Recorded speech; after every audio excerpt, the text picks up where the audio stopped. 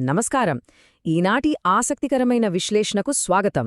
ఈరోజు ఆంధ్రప్రదేశ్లోని కోనసీమ ప్రాంతంలో దాగున్న ఒక అద్భుతమైన, అత్యంత అరుదైన వాస్తుశిల్ప రహస్యాన్ని మనం ఛేదించబోతున్నాం.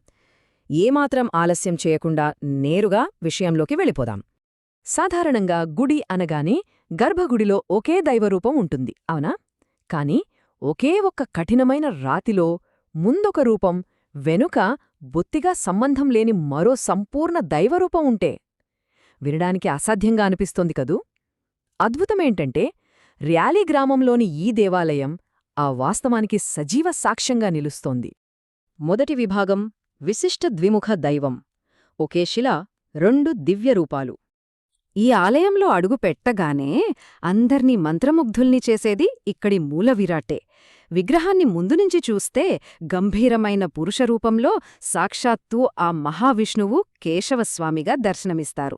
సరే, వెనుకవైపుకి వెళ్లి చూస్తే ఏముంటుంది? అచ్చంగా ఆశ్చర్యపరిచేలా అత్యంత లావణ్యమైన స్త్రీరూపంలో జగన్మోహిని కనిపిస్తుంది. అసలు ఒకే రాయిపై ఇలా పూర్తిగా వ్యతిరేకమైన పురుష, స్త్రీరూపాలను ఏకకాలంలో చెక్కడం నిజంగా అద్భుతమైన వైరుధ్యం కదా.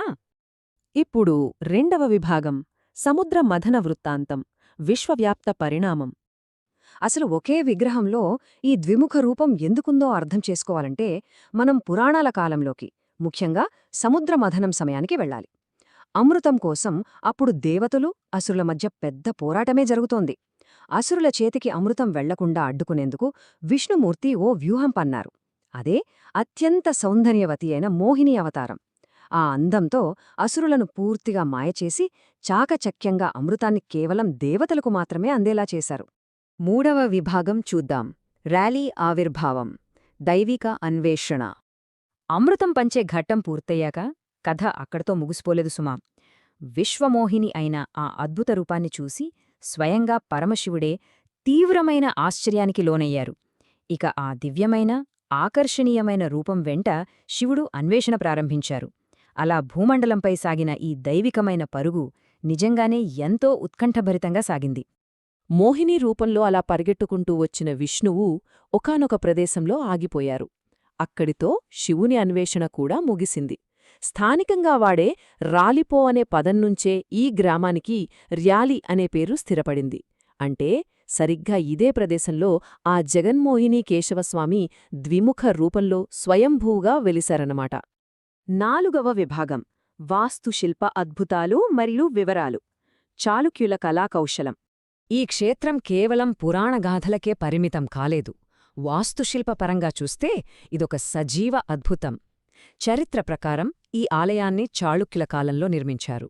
గర్భగుడి, ముఖమండపం, ఇంకా రాతి స్తంభాలపై అత్యంత నైపుణ్యంతో చెక్కిన శిల్పాలు అన్నీ కూడా అచ్చమైన దక్షిణ భారత దేవాలయ నిర్మాణ శైలికి ప్రతిరూపాలుగా నిలుస్తాయి. ఇప్పుడు ఈ ప్రధాన విగ్రహం గురించి మాట్లాడుకోవాలి. ఇది పూర్తిగా ఏకశిల, ఒకే రాయి. విగ్రహం వెనుక భాగంలో ఉన్న జగన్మోహిని రూపాన్ని చూస్తే మతిపోతుంది. ఆ జడ, ఆభరణాలు, నడుము ఆకృతి ఎంత సూక్ష్మంగా చెక్కారంటే కఠినమైన రాతిలో అంత సున్నితత్వాన్ని తీసుకురావడం మామూలు విషయం కాదు. దానికి తోడు స్వామివారి పాదాల వద్దనుంచి నిరంతరం ఒక జలధార ప్రవహిస్తూనే ఉంటుంది. దీనినే భక్తితో గండకీ గంగా అంటారు. ఆ అద్భుతాన్ని కళ్ళార చూస్తే కలిగే దివ్యమైన అనుభూతి వర్ణనాతీతం. ఇక ఐదవ విభాగం ఆలయ సందర్శన ప్రణాళిక, తీర్థయాత్ర మరియు వారసత్వం. మరి ఈ చారిత్రక అద్భుతాన్ని కనులార చూడాలనిపిస్తోంది కదా? అయితే ఈ వివరాలు గుర్తుపెట్టుకోండి. ర్యాలీ గ్రామం రావులపాలెంకి చాలా దగ్గరగా ఉంటుంది. రాజమండ్రి నుంచైతే ఓ 45 కిలోమీటర్లు, అమలాపురం నుంచి దాదాపు 30 కిలోమీటర్ల ప్రయాణం. ఇక ఎప్పుడు వెళ్ళాలి అంటారా? కార్తీకమాసం, వైకుంఠ ఏకాదశి, శ్రీరామనవమి ఈ ఉత్సవాల సమయంలో వెళితే ఆ పండుగ వాతావరణంలో దర్శనం మరింత అద్భుతంగా ఉంటుంది. ఈ విశ్లేషణను ముగించే ముందు ఒక చిన్న ప్రశ్న మనందరినీ ఖచ్చితంగా ఆలోచింపజేస్తుంది. ఎలాంటి ఆధునిక పనిముట్లు లేని ఆ ప్రాచీన కాలంలో అంత కఠినమైన శిలలో ఇంతటి సంక్లిష్టమైన ద్విముఖ పురాణాన్ని చాళుక్య శిల్పులు అంత పర్ఫెక్ట్గా ఎలా బంధించగలిగారు? నిజంగానే మన ప్రాచీన భారతీయ కళాకారుల ప్రతిభ అమోఘం. ఈనాటి విశ్లేషణలో తోడుగా ఉన్నందుకు ధన్యవాదాలు. మరో ఆసక్తికరమైన అంశంతో మళ్ళీ కలుద్దాం.